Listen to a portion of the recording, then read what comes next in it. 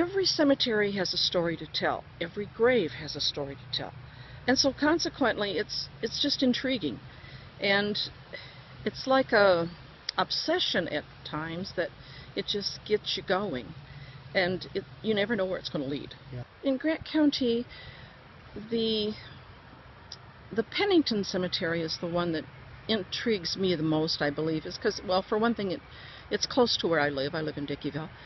And it has so many veterans.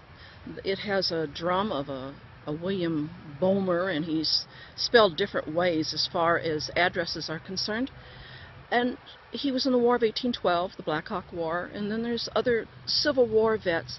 But so many of these cemeteries, like this one, they are older, so they're abandoned and they get neglected. And then the townships in Wisconsin are the ones that are supposed to keep them up.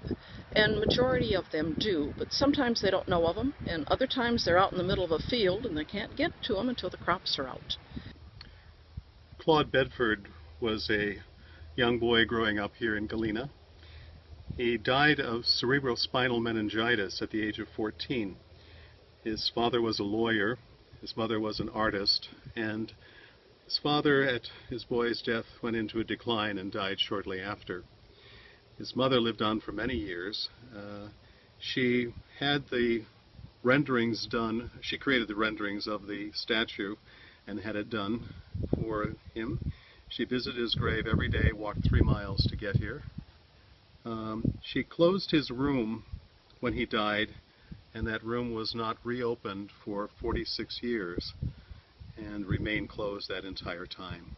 This is the gravestone of Elihu Washburn. Washburn was known as the Kingmaker. He was a close friend to Lincoln. It had much to do with his being elected president. He also was one of the founders of the Republican Party. He was a good friend to Grant and encouraged Grant to run for president.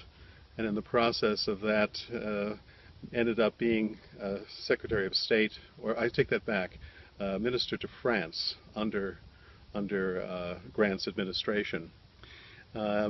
His obelisk here is probably the largest stone and most prominent here in the cemetery. He and his wife Adele are buried in what is probably a vault. There was concern over gravediggers in those days, and so they are encased in a vault which protects them.